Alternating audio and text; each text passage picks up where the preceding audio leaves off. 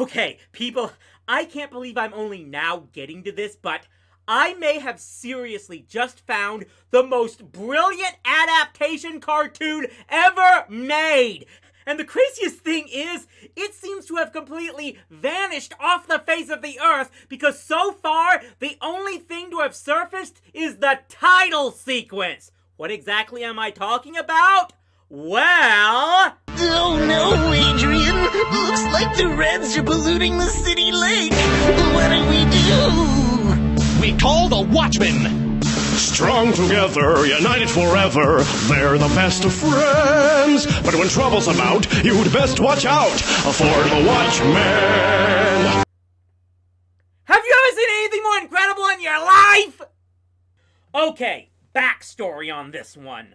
On the chance that anyone watching doesn't know, Watchmen was a 12-part graphic novel written by Alan Moore and illustrated by Dave Gibbons, published by DC in 1986. It was originally meant to be a one-time mini-series involving the superheroes from Charlton Comics after DC bought up that company. However, since Moore had intended to kill off most, if not all, those heroes in the book, and DC decided they wanted to integrate the characters into their own universe, which they did with Crisis on Infinite Earths, Moore instead created something new with characters directly adapted from the Charlton heroes in order to tell a story with its own message. Watchmen is one of those books that challenged the public notion that comic books were just for kids. Set in a time when Nixon is still president in 1985 and superheroes are either fugitives or official government soldiers, the story delves into very heavy subjects like the threat of nuclear war and the influence of the media,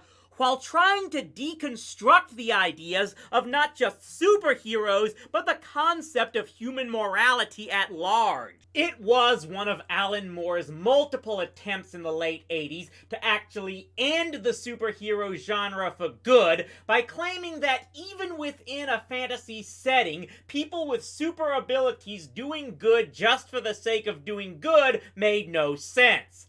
Obviously, his attempts did not succeed. It remains one of the most influential books in history, illustrated or otherwise, and quite a few people are surprised it took so long for anyone to try to adapt it in any other form.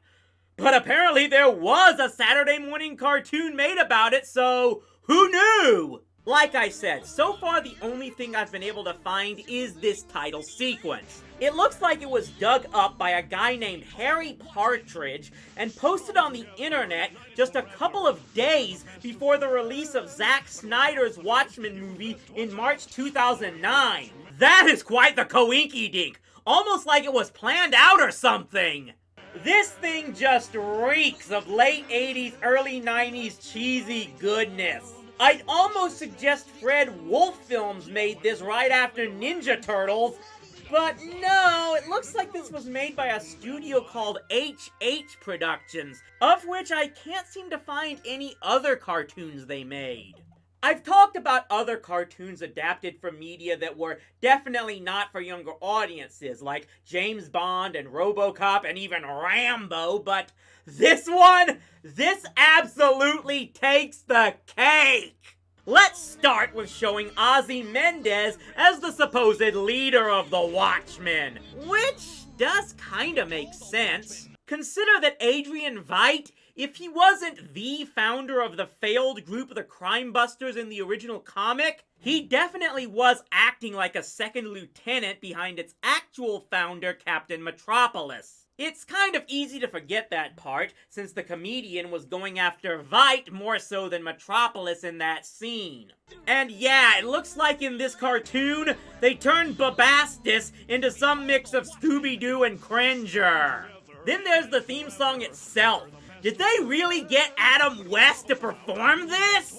The song goes on to say how all the heroes are the best of friends, which I'm sure quite a few people will argue wasn't the case in the comics, but Is that really true? Rorschach and Night Owl were clearly friends there, with Rorschach even admitting it in one of the later books. Okay, they go a little overboard with Rorschach supposedly being a clown in this thing, but him being a dog lover? Oh, there were hints in the books that he'd had a soft spot for animals, at least that's what I picked up. Silk Spectre and Comedian definitely have a whole Dave and Maddie thing going on, that maybe the show itself even got inspiration from Link and Zelda.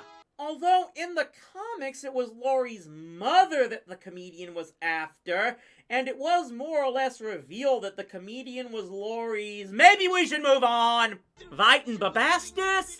Well, it does look like they are more Shaggy and Scooby-Doo than He-Man and Cringer. It's a choice, though not as much of a choice as Dr. Manhattan having the powers of Turbo Teen? Note to self, I still haven't reviewed that one. So it seems they all like pizza, Night Owl loves disco, Vite actually saves Comedian from falling out that window? Who thought up this, and how do I pick their brains to find out how to get my Quantum Leap animated series going?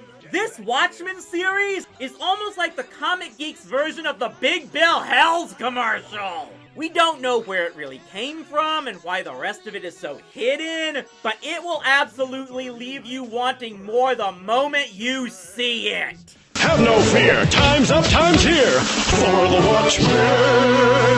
Watch out. This is an undoubtable hidden gem in the annals of classic action cartoons that needs to be unearthed. And to that end, I am hereby devoting my life to finding all of the actual episodes of this series, whatever it takes! I'm gonna tell him. Don't you dare!